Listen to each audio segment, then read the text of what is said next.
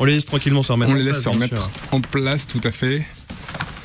Donc c'était le premier extrait de ce nouvel album, Les Cris, qui sort donc le 16 avril prochain. On est fort en comblage. C'est vrai, on commence. On devrait faire un BTS comblage, je pense. C'est ça, la belle équipe.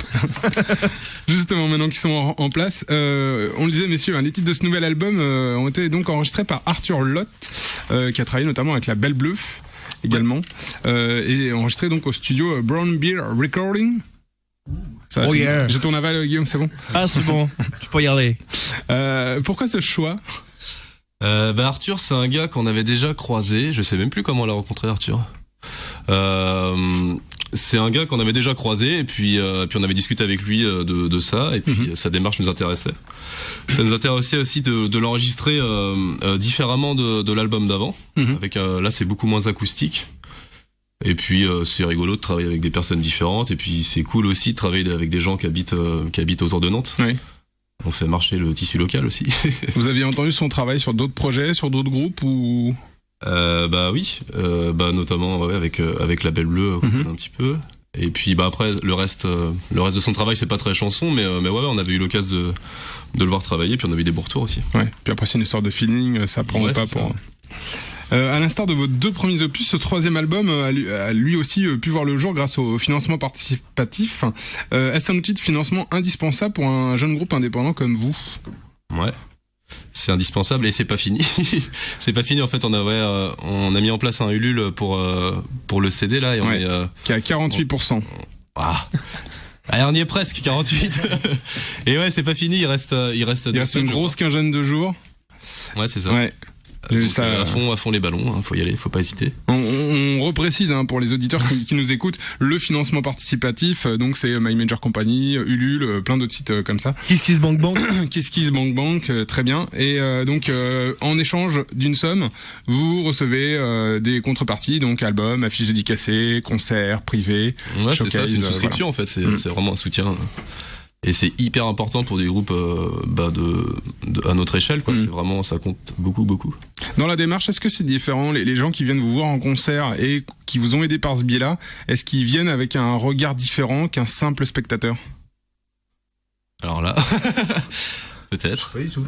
Est-ce qu'il y en a qui sont déjà présentés à vous en disant je vous ai soutenu sur Ulule ou sur le financement participatif? Et voilà, je voulais voir ce que ça donnait en live après l'album. Après, les gens qui souscrivent, souvent, on discute avec eux à la fin du concert, pas avant. Après, il y en a sûrement qui sont venus nous voir et qui avaient déjà souscrit, mais alors ils sont pas forcément venus nous parler. Ouais. Et dans le rapport, c'est différent aussi de se dire qu'on est encouragé comme ça sur la construction d'un projet, qu'on est aidé par le public avant finalement de. Bah ouais, ça fait du bien.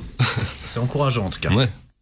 Alors on le disait, donc il reste une grosse quinzaine de jours pour atteindre la somme collectée, somme qui vous permettra donc de financer le mastering et le pressage des 1000 premiers exemplaires du disque.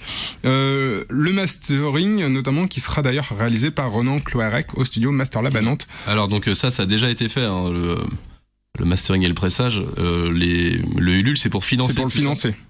Parce que c'est déjà payé, on les a reçus les disques, mais c'est qu'on s'est mis vraiment dans le rouge pour les payer. Ouais. Et le Ulule sert à ça, on s'y est un petit peu tard, c'est vrai.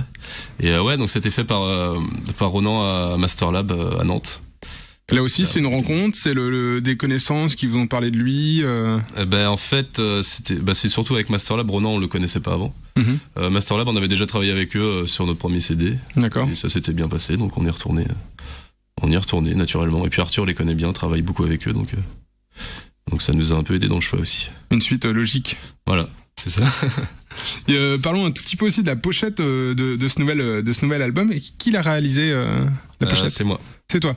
D'accord. Et t'as eu des inspirations ou des choses qui ont guidé ton esprit? J'ai essayé beaucoup de choses. Ouais. Et c'était pas bien.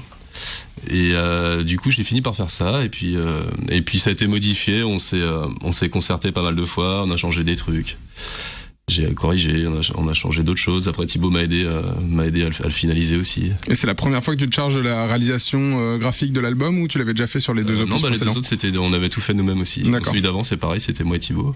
On est dans un style différent cette fois, qui est moins dessin. et plus composition, voilà, graphique. Ouais, c'est ça. On va dire que c'est plus Photoshop. Les outils évoluent. Moi, cette illustration m'a immédiatement fait penser au tableau d'Edvard Munch, Le Cri. En l'occurrence, il y a un parallèle qui est pour moi évident sur le. Ah, j'y avais pas pensé, mais sur la représentation. Ouais. Est-ce que ça a pu être une inspiration sans y vouloir, mais à un moment donné, pas du tout. Non, pas du tout. Mais tant mieux de voir ça. Et je disais justement que l'artiste, justement Edvard Munch, sur son tableau, a voulu exprimer l'homme moderne emporté par sa crise d'angoisse existentielle. Est-ce que c'est quelque chose parce que c'est une notion qui a pas disparu et qu'on peut retrouver aussi dans certains textes de l'album. Ouais, puis du coup ça raconte un peu aussi cette chanson-là, les cris. Quelqu'un qui entend des voix et qui se sent pas très bien dans le monde. Ouais. Bien vu. Sur les compositions, sur les thèmes abordés, là tu le disais aussi, ça évolue au fur et à mesure du temps. Est-ce que vous discutez entre vous sur les thèmes sans pour autant tous écrire, mais est-ce qu'il y en a qui arrivent avec une idée de chanson ou de thème? C'est arrivé justement, c'est arrivé sur la chanson au marché là qu'on vient de jouer. Oui. Où du coup c'était Richard qui a proposé une idée. Et après moi je suis parti dessus et j'ai écrit le reste des paroles. Donc Richard arrivé avec des embryons de paroles, si on comprend bien, avec des embryons de paroles ou au moins une idée. Ouais, et puis tu as complété, Simon, toi après le reste. Ouais, il y avait juste le refrain, juste le refrain qui parlait de marché, et puis la mélodie, aussi quoi.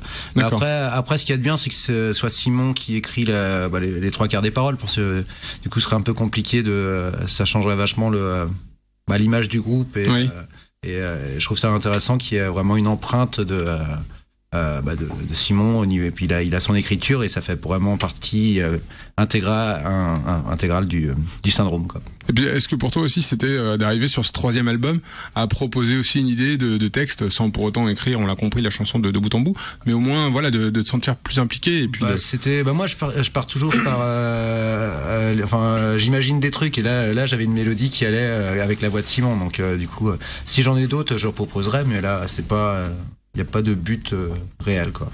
Sur les musiques, quand vous les composez derrière les textes, là encore Simon, t'arrives avec les textes finis ou des fois avec des ébauches et puis vous commencez à établir une composition, une mélodie autour. On commence à faire ça un peu là, en fait, mais sur des chansons qui n'existent pas encore. D'accord, donc vous travaillez d'abord des fois des mélodies et puis après vous venez essayer de... Ouais, justement ces nouvelles chansons qui n'existent pas encore, on commence avec un bout de chanson qui est pas fini et puis chacun met vraiment plus sa patte dedans quoi. Là sur l'album c'est un peu moins le cas, c'est un peu le cas sur certains morceaux mais pas encore hyper. Bon et justement on va pouvoir vous écouter pour un deuxième titre